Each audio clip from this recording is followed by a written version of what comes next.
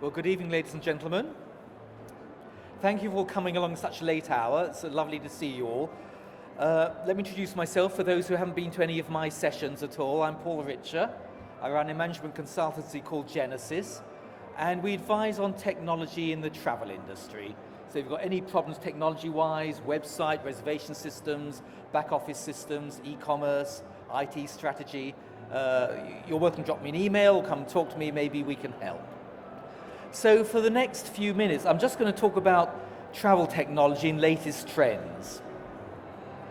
And the topics I'm going to cover, I'm going to talk about what we can learn from Amazon, because what they're doing seems so right to me that I'd like to actually dissect it a bit and see what we might be able to apply to the travel industry ourselves. And then the second item on the agenda is just looking at some of the latest technology. And some of this will be serious, some of this will be fun. We've all had long days, so I hope you enjoy your little bit of time with me. So let's start with Amazon. And what Amazon does so well is that they're a very large corporation. They have all that power, that buying muscle and sophistication, and yet for the customer, they have the behavior of a local retailer. And this seems to work very well for them indeed. This large corporation combined with the customer facing small local retailer. So let's look at the Amazon, the large corporation. This is one of their warehouses here, just a few little bits and pieces sitting there. And what they use, because they're so large, they've got fantastic buying power. I just buy so much stuff from Amazon, I don't even check their prices anymore because I just reckon they're going to be cheaper than anybody else around. And they've made a substantial investment in technology. Let's just look at one of their investments. If I say the word robots in the workplace to you, you probably think of maybe an auto plant with like a big arm welding something, or maybe some humanoid like Honda robot that's kind of creepy. That's only part of the story. Robots in the workplace actually look something like this. Applied logistics has been doing some very innovative things when it comes to warehousing, distribution, and online order fulfillment. That range is really simple. Stuff comes in, stuff stays here, and stuff goes out. With the robots, which are manufactured by a company called Kiva, which is now owned by Amazon, the robots can actually go ahead and fetch all of those items themselves. And they do this in a very interesting way. They have sensors which can read small little barcodes that are stuck on the floor using the incredibly high technology of stickers. I think the fact that Amazon has endorsed this as a great way to do business is going to encourage other people to think about the problem and to continue to add more features and more functions and different types of robots. Robots can run for about 3 to 4 hours before they need to get recharged. And when they do, they bring themselves to a recharging station where they can get more power. They move around very quickly, very efficiently, and they can do this 24 hours a day, 7 days a week. The truth is, robots aren't very good at being humans. They shouldn't have arms and legs, and they shouldn't have articulating elbows and digits or fingers. They shouldn't have those things. They should just be devoted to a specific task that humans aren't good at. And Amazon, wasn't their core business, they paid $750 million for the company that just runs goods around their warehouse. Obviously they're quite well off there. So, Amazon, the large corporation. Let's talk about Amazon, the local retailer. And I thought we'd actually go around this consumer purchase decision process. I thought we'd use that to look what Amazon does. Starting with a need and a want, recognizing that, gathering information, so a customer needs to do. Customer will evaluate the options of what they might buy. They'll decide to buy, they'll make the post-purchase, and then there'll be some post-purchase activity. And what Amazon's doing, I think you need to be doing. So let's take a look at that. Let's start with the need. Let's start with the want. You've got to know your customer. And really, what Amazon does is they try and understand their customer, and then they try and personalize the offer. So they try and understand the need. They try and understand the want. And a lot of this is driven by cookies. Cookies are small text files that are placed on your computer, on your laptop or on your mobile. And here's what a little cookie looks like. And here's what an Amazon cookie looks like. They're gathering data about everything you're doing on the website, and they're placing this cookie on your PC, on your tablet, on your mobile. So next time they come to you, and next time you go to their website, they'll understand what it is that might interest you. But it's not perfect. When I look at Amazon for myself, here's Amazon on my PC with one web browser, and what are they trying to sell me there? I can't see. They're trying to sell me some kind of USB device, I think a jewelry cleaning device, and a few other bits and pieces. Amazon on another web browser, the cookie's not working so well, and they're trying to sell me some coats and a Christmas present. Amazon my mobile, they're trying to sell me some toothbrushes. So their personalization technology is not actually that perfect. It doesn't work that well, but they are making a brave attempt. Let me give you an example of personalization, because it's very important that when you're selling, you personalize your offering to your customers. And I came across these people, Personalized.com. I haven't done business with them, but I like the way they describe personalization. Here's their mock-up example of A to Z travel, and here is what they might do for you if they were to personalize A to Z Travel's website for the customer visiting. So they would aim to display relevant background and try and understand what kind of product you want and trigger the background images to suit the customer who's coming along. They'll display number 3, there we are, they'll display a banner that they think will be relevant to the customer arriving at the website. They'll change the colors. They'll address each visitor with a personal message that might be relevant to the customer. To be honest, I don't quite know how their technology works. I haven't been able to investigate often enough, so you might want to go to Personalized.com. I've not met them before, so it'd be interesting to see how it works. Another example of their personalization, they've taken a bland website and turned it into something that's personal. So number 6, for example, right in the middle there. That's number 5, okay. Number 6 over here is a call to action message, which is a highly targeted one. Number 5, a relevant deal of the day, trying to personalize your website towards your customer. This is what Amazon's trying to do. Amazon does it very well. You saw Amazon's not perfect. They try to do it well. I don't know whether you need to be thinking about your websites, about how you might be personalizing to the customers who arrive on your website. It's quite tricky. The big companies, TUI, Thomas Cook, the people with a lot of money to pay and spend on technology, they're doing this now. I think it might be quite difficult for this personalization to be achieved if you're a small business.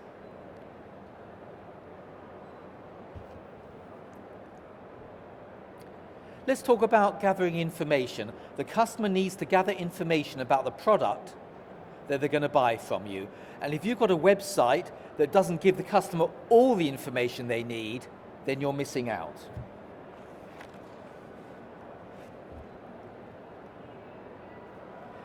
And TUI, or Thomson Holidays in the UK, actually does this rather well. You'll see here's an example of the Nurture Club Hotel. Hands up who stayed there? Shame on you all, okay. You'll see, oh look, we were talking about this earlier today. We were deciding that Wi-Fi, for many people, is the most important thing to have in the hotel. They have that as a highlighted item. But you can see photos and videos, hotel features, room facilities, locations, find out more if you want, and reviews. They put all the information up there that you might want to see, and actually do it whether it's good or bad. Here's one of the reviews. Let me read a snippet here for you. We went to book into the hotel, and the receptionist was on the phone, which was fine, but he left us standing there for about 20 minutes and also insulted me and my partner by saying that the booking was made with one adult, one child, which offended us because my partner is not a child. And so it goes on, say the swimming pool was bad, the view out of the room was bad, and if you can read that or not. And it's interesting that TUI actually put this review on their website. They didn't censor it, they put all the reviews on their website, good and bad. I don't know whether I'd be brave enough to do that myself, but they are. The next item in that circle was evaluating options. Amazon provides options. Here we are. Here's the options on some Blu-rays. These items frequently bought together. Do I want to buy them? This is what other people are buying after viewing the item that was bought by me. I didn't buy it, I just actually went to see how much they were selling Life of Pi for. You can see that was my item. And they immediately came up with lots of alternatives. And yeah, TUI also does this well as well. Other holidays we think you'll like. I don't know what logic they've used to bring that up at all, but they've put an offer out there. So you need to think about your websites again and see, well, if a customer's come to a product that they might not buy, what else is it that you could offer them? What options can you give to the customer for them to evaluate?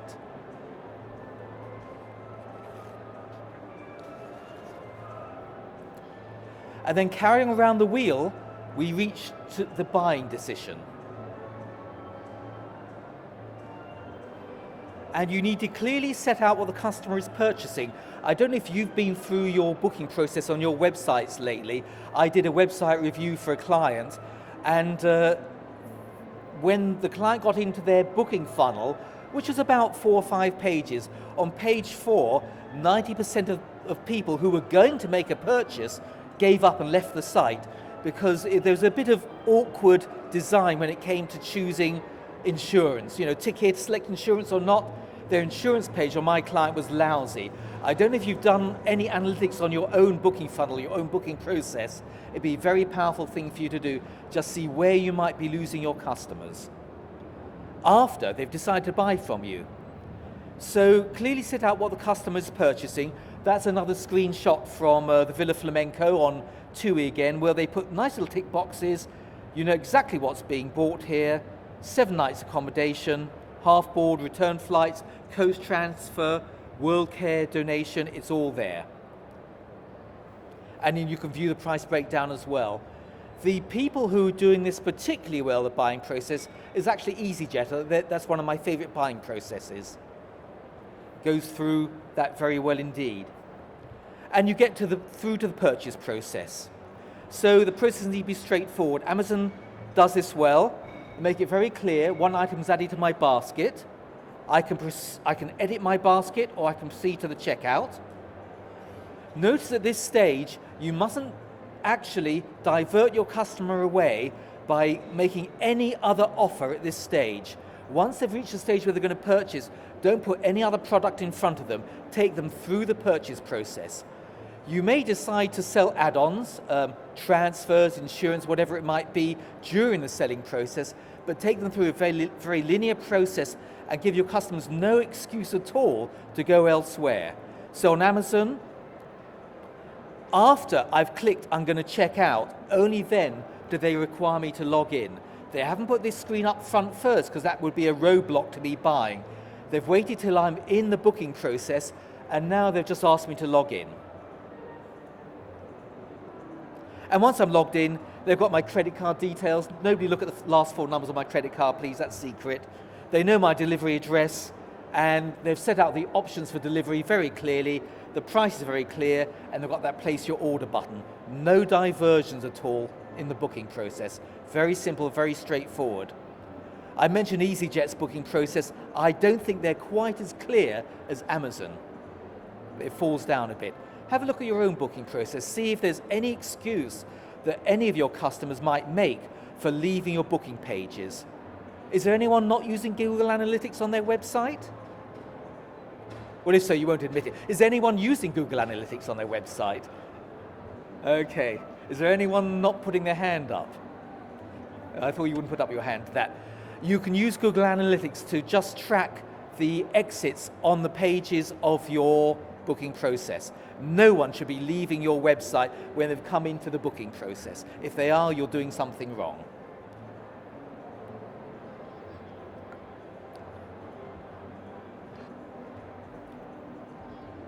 Okay, post-purchase, I think quite a few of you have been at my seminars today, and of course I was talking about social media, And this is your opportunity to turn your customers into evangelists.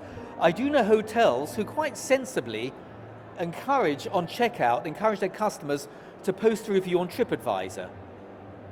You can't give a financial incentive at all or any discount, but you could actually on the invoice say, oh, do please go to our page on TripAdvisor and leave a review.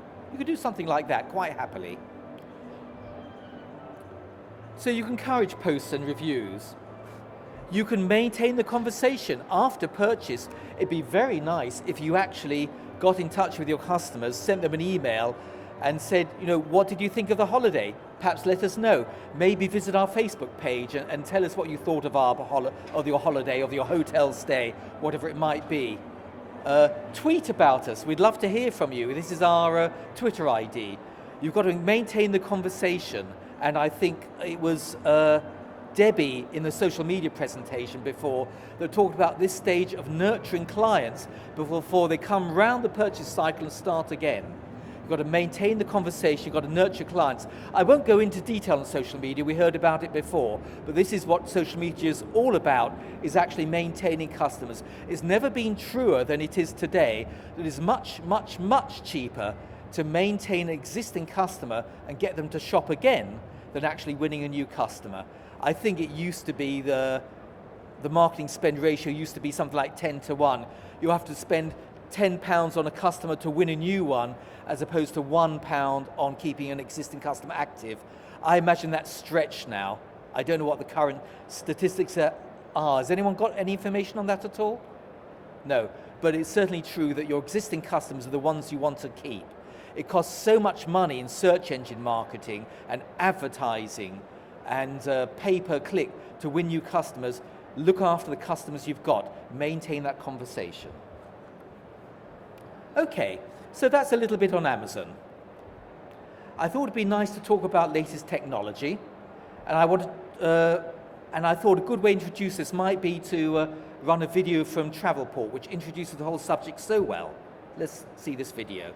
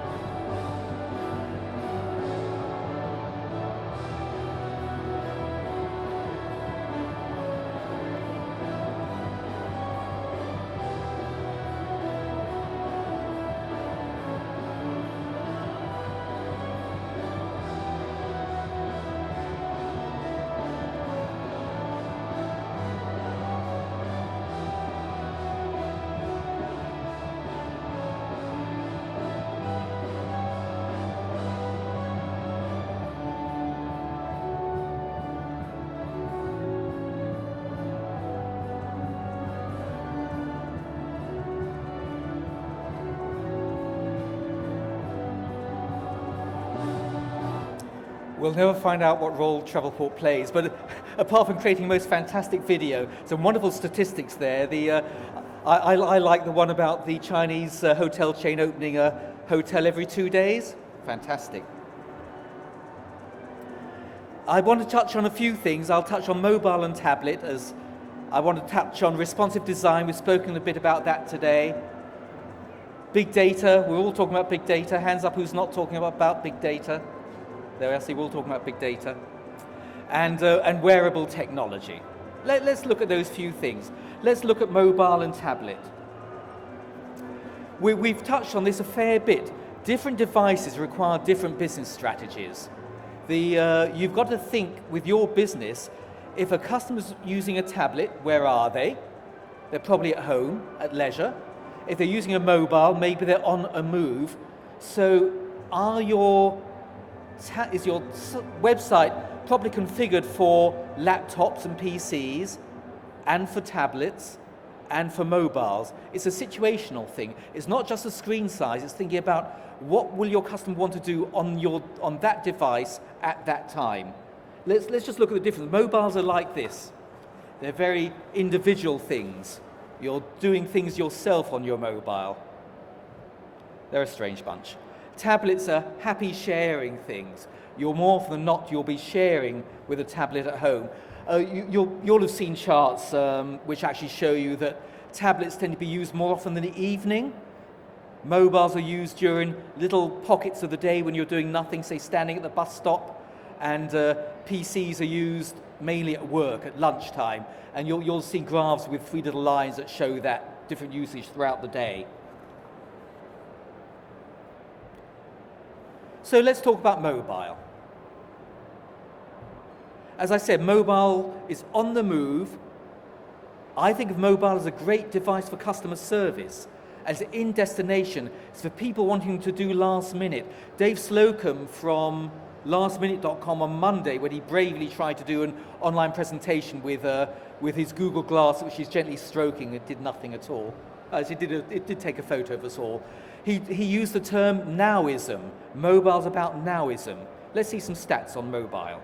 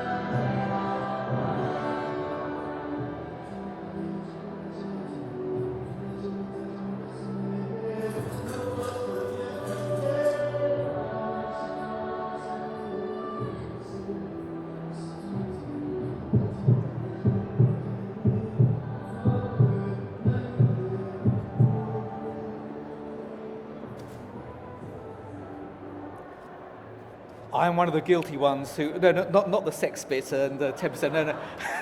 Thank you very much. No, I'm one of the ones who checks my mobile at dinner. It's actually my kids who tell me, put it away, Dad. And we're still talking about the mobile here, so behave yourselves. I don't know how many of you can't resist actually every few minutes looking at your mobile phone just see someone else has emailed you what's going on.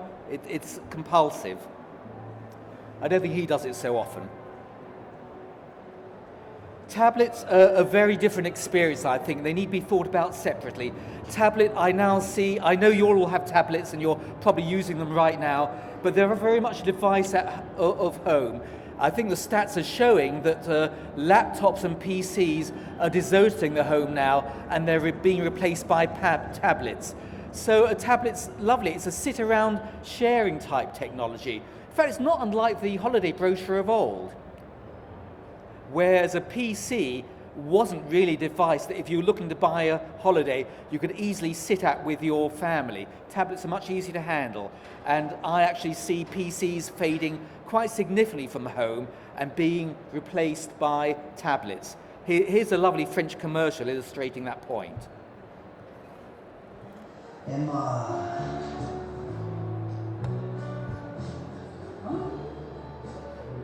Emma. Emma.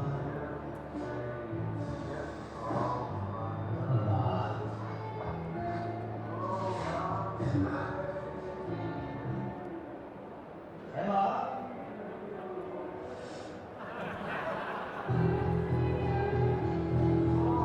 Okay, well, tablets can't do everything just yet, but we'll get there. You know, the technologists will work on it, I'm sure.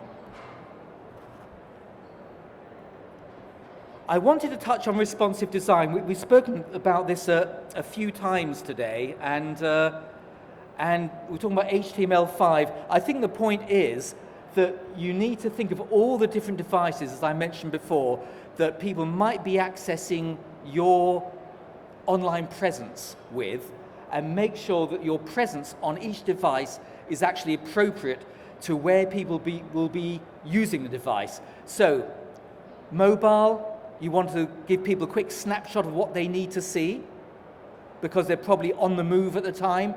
Tablet, you want to have your tablet site designed for point and flick, not to use a mouse, for using a finger, and with information that family will share. And PC, I suppose you can just do it in the good old-fashioned way with a mouse.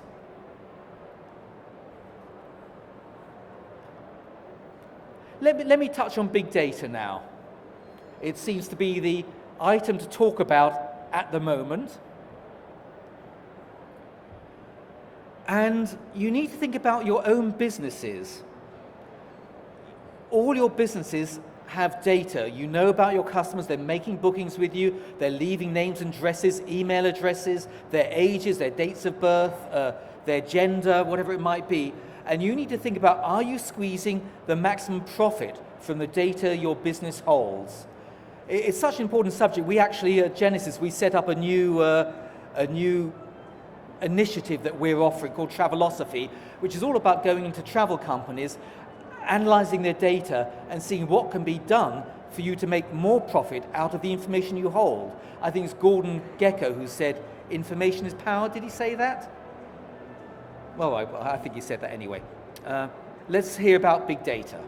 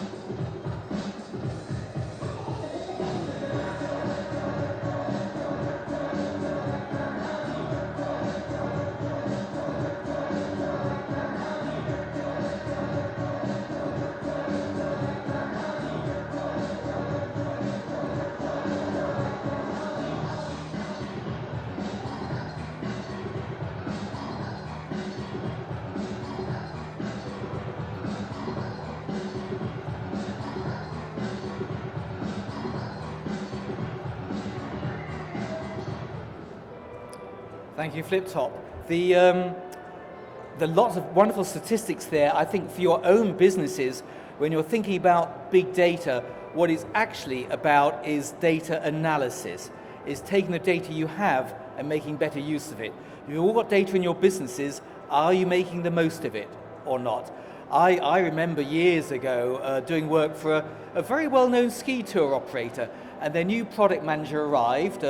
He brought with him a mailing list of customers who might be interested in skiing in Italy. Said, I don't mind typing this into your database.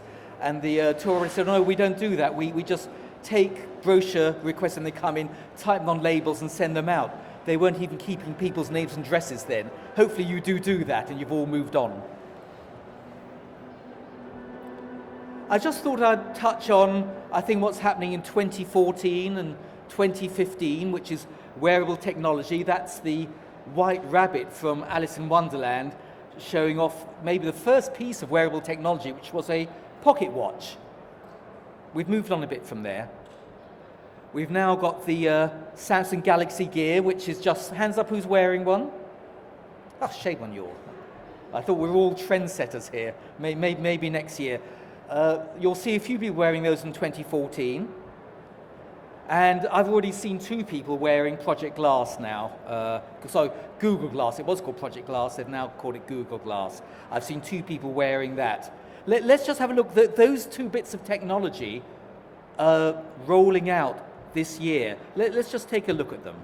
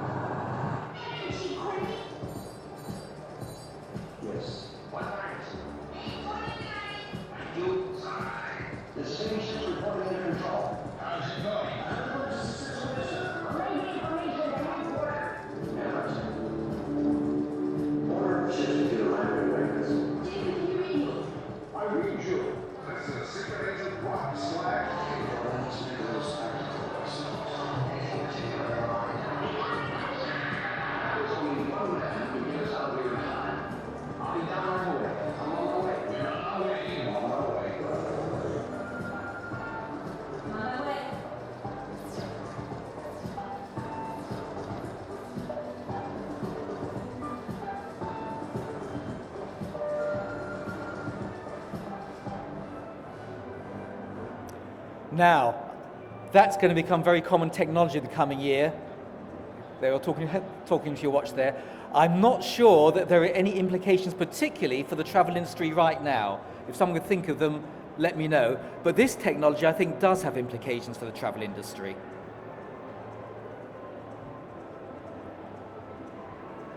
This is Google Glass combined with their new app called Field Trip.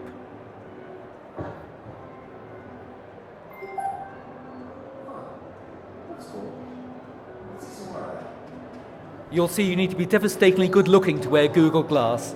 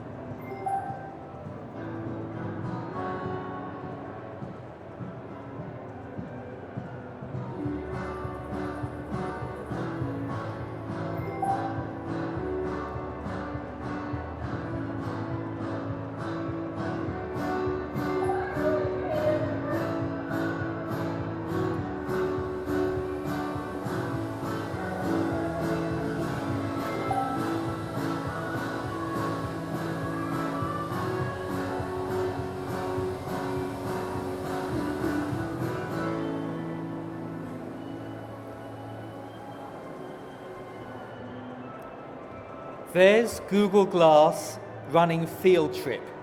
Now, does that matter? I think it does, because Field Trip is an app run quite happily on your mobile phone or on Google Glass.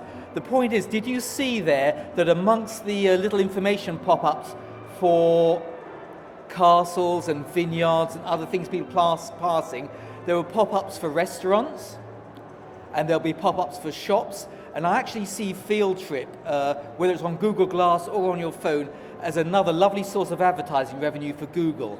So if you own a restaurant or an attraction or anywhere where you're trying to get passing trade, you'll be spending money with Google very, very soon.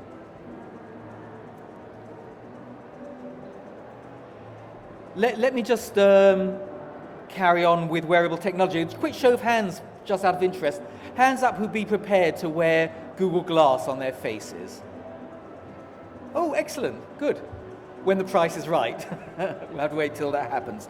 Well, okay, I've seen the Iron Man films with my kids. I'm sure you all have as well, but you won't admit it. That is really the ultimate wearable technology. But we're coming to the end of my presentation. I just wanted to show you how we're doing it in the world of exoskeletons. This is lovely.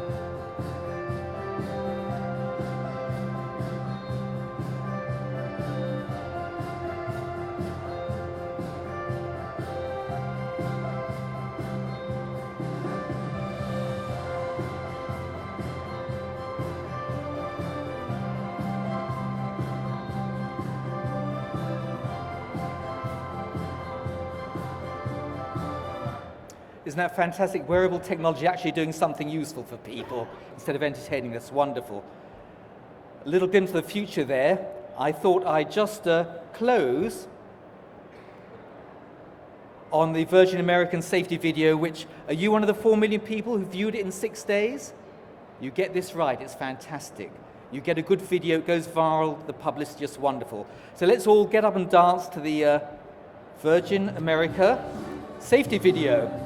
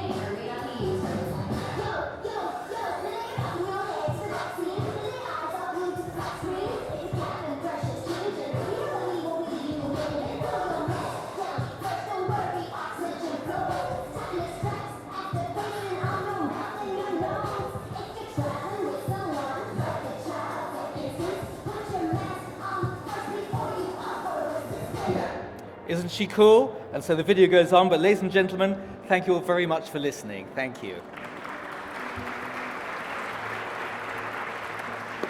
I'm very happy to take questions if you want, or just